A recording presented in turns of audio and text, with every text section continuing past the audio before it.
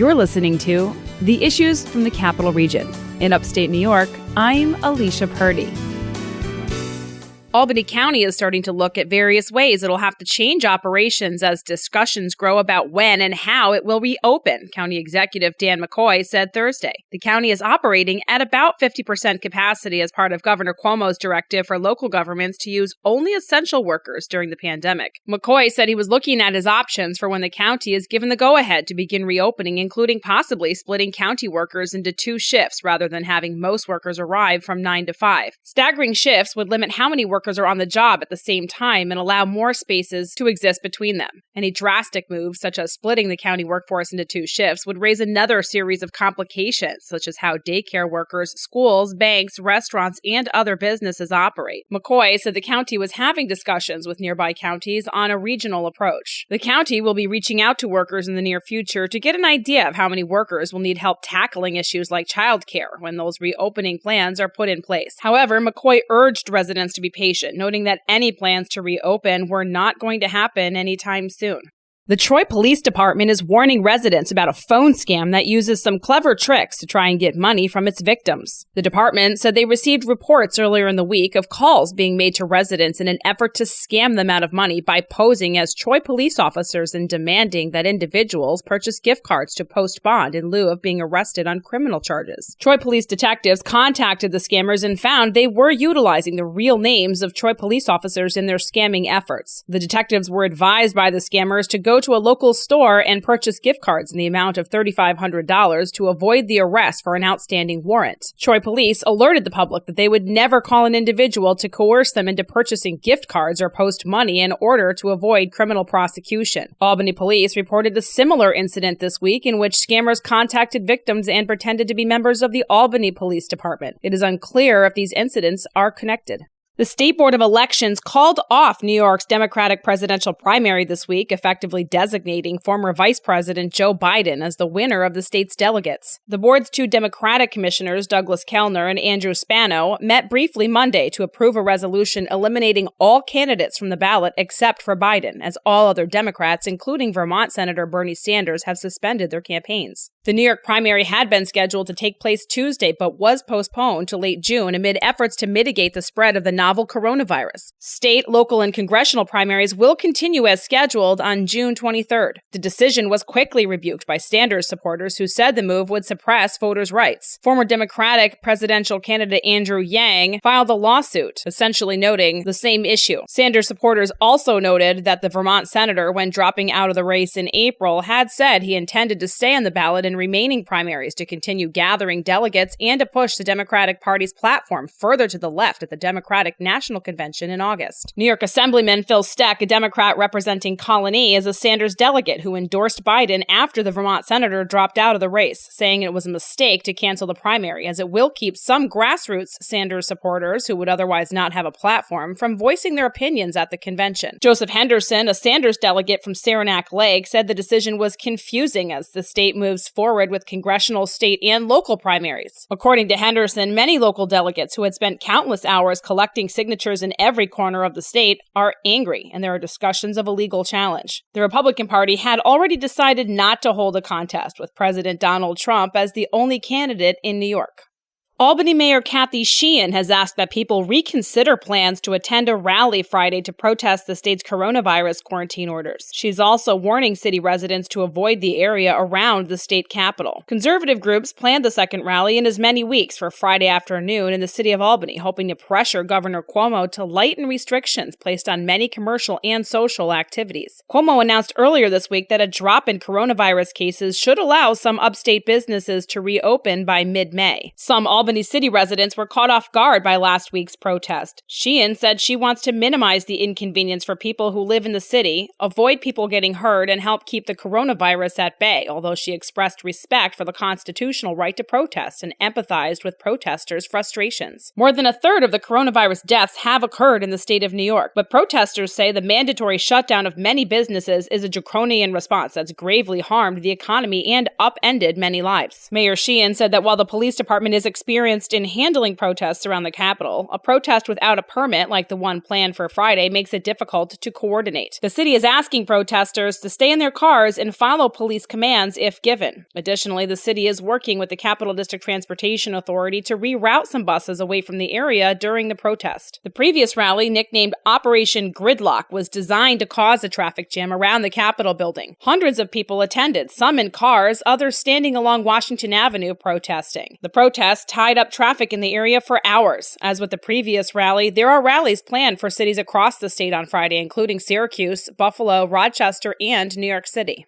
New York's dairy farmers are experiencing major changes in the demand for milk, which has gone down by as much as 10% as schools and restaurants have closed across the state. New York is home to more than 4,000 dairy farms, and although times were tough for farmers before the coronavirus pandemic, it costs more now for dairy farmers to produce milk than it is worth, according to Kendra Lamb. Lamb and her husband run Lamb Farms in Genesee, a dairy farm that has been in her husband's family for 3 generations and houses around 4,000 cows. Lamb says their farm is part of Upstate Farms Cooperative that helps get the milk from their farm in western New York to different markets around the state. While Lamb Farms has not had to dump milk yet, getting milk into the hands of people that need it has not been easy due to safety checks and quality checks to make sure the milk meets appropriate standards. Governor Cuomo announced this week that the state will be launching a Nourish New York initiative that will help get food from upstate farmers to food banks across the state. While specific details have yet to be released, many farmers hope to participate as milk continues to be produced, a process that cannot be stopped, while demand declines and excess goes to waste. Local milk that is produced within the state of New York is sold at grocery stores with a product number that starts with 36, which shoppers can purchase to provide direct support to local dairy farms. The Baseball Hall of Fame announced Wednesday that it's canceling the 2020 induction ceremony due to COVID-19 concerns and is rescheduling those inductions for the weekend of July 23rd to 26, 2021. The disappointing news means that New York Yankee Derek Jeter will have to wait another year for an induction into the Cooperstown main event. Each year, the Baseball Hall of Fame draws tens of thousands of visitors who pour money into the local economy. Cooperstown, like many small towns in the state of New York, relies heavily on the influx of tourist cash and is suffering under heavy travel restrictions and stay-at-home orders in the state, with many businesses closing permanently or suffering heavy financial losses. Jeter, who spent his entire 20-year career with the New York Yankees, was voted into the Hall along with Larry Walker, Ted Simmons, and longtime Players Union Executive Director Marvin Miller. The Baseball Hall of Fame's Class of 2020 will be inducted next year alongside the Class of 2021, with the inductees determined in voting by Baseball Writers Association of America members. State education officials on Thursday moved to cancel the August Regents examinations as the coronavirus pandemic continues to upend the academic calendar. Earlier this month, State Education Department had moved to suspend most year-end examinations, including the June Regents tests. Interim Education Commissioner Shannon Tahoe said in a memo that the uncertainty as to when regular in-school attendance and instruction will be available to resume throughout the state, and whether or not students will be adequately prepared to take the Regents examinations, has made it important that during the time of closure, educators are able to continue to focus their efforts toward local schools and community needs and not have to be concerned about preparing students for state assessments. Schools have been closed in New York since March, and any reopening will likely be tied to when businesses are beginning to return once Governor Cuomo's pause order has been lifted.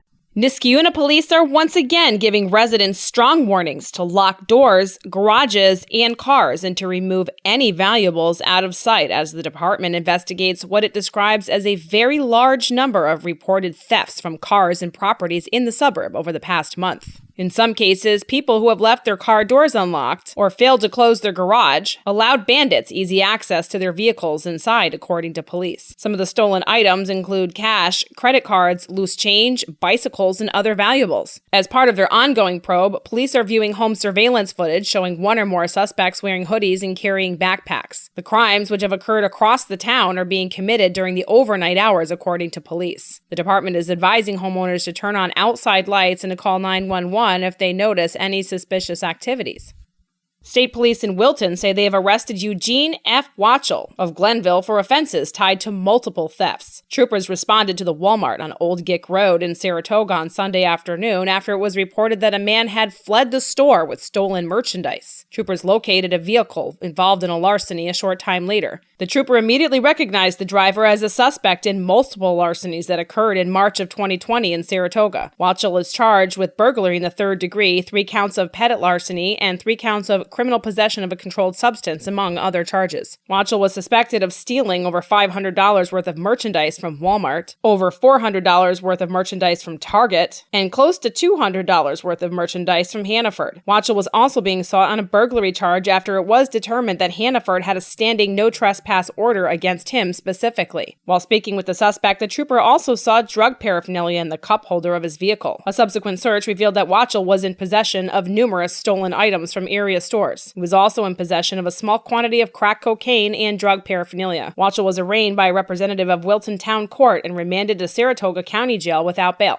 Governor Andrew Cuomo weighed in during his daily briefing earlier this week on if and when the Saratoga racecourse can open, saying it cannot be done unless all neighboring states do it at once. The New York State Racing Association has not yet said what the plans will be for the course, which normally starts its meet in mid-July. Cuomo expressed concern that opening the attraction that would bring people from across the state could overwhelm the region. The governor also threw into question whether the state fair will be open this summer, saying there would most likely not be time to open similar events statewide to allow everyone to fairly participate. Cuomo worried that opening the Saratoga racetrack almost guaranteed that it would experience the highest attendance in the history of the Saratoga racetrack, with people from the entire Northeast region driving up just to get out of the house. While such a move could be a good thing for the economy, Cuomo pointed out that dense population numbers were still a risk factor, making it nearly impossible to impose distancing restrictions on track patrons. He also said such a large event opening will likely have to be coordinated with Connecticut and New Jersey. The New York Racing Association's hope is to open the 40-day Saratoga meet in its entirety, with Saratoga's season scheduled to start on July 16th and run through Labor Day. However, NYRA is prepared to run its meets without fans in attendance. It has worked at Gulfstream Park and Tampa Bay Downs in Florida, as well as at Oaklawn Park in Arkansas. Pat McKenna, the director of communications for NYRA, said in a statement that horse racing is in a unique position as a sport that can be safely staged without attendees.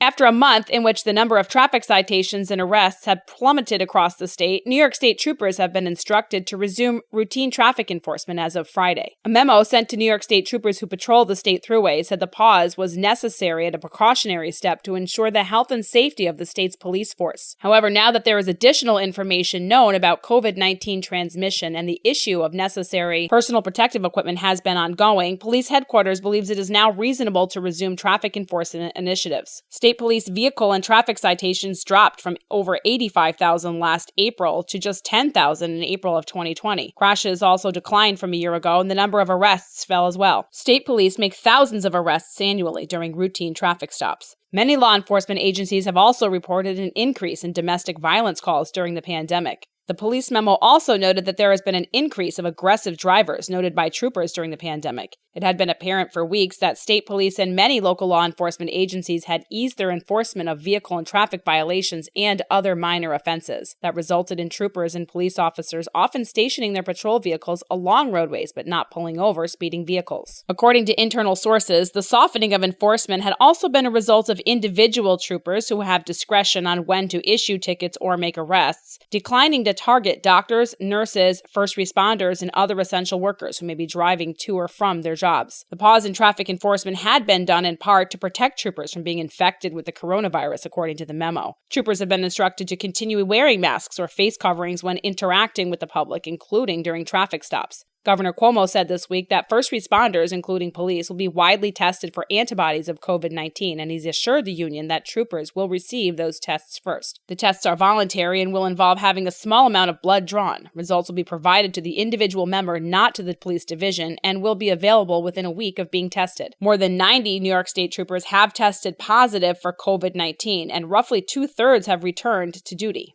Local meat producers have seen an influx of hundreds of new customers recently. With closures earlier in April of mega meat plants in the Midwest, local farmers are turning to places like Locust Grove in Washington County, whose slaughterhouse is booked through December. Farmers are turning away retail customers, locking their doors at one point as people from Glens Falls, Saratoga, and Clifton Park have come looking for beef or pork. Meat farmers across New York are experiencing the same phenomenon, selling out of meat very quickly every day. While the nation isn't running out of beef or pork, spot shortages and some panic buying have developed in recent days among the well-publicized pandemic-related shutdowns of major slaughterhouses in Farm Belt states. While local farmers and processors offer a measure of provision, they can't feed the entire state, and New Yorkers as a whole still rely on the national supply chain. As grocery stores experience meat shortages, New York farmers have noted that, if nothing else, the pandemic highlights the advantages of getting one's food from local sources when possible. You've been listening to The Issues in and around the Capital Region. In upstate New York, I'm Alicia Purdy.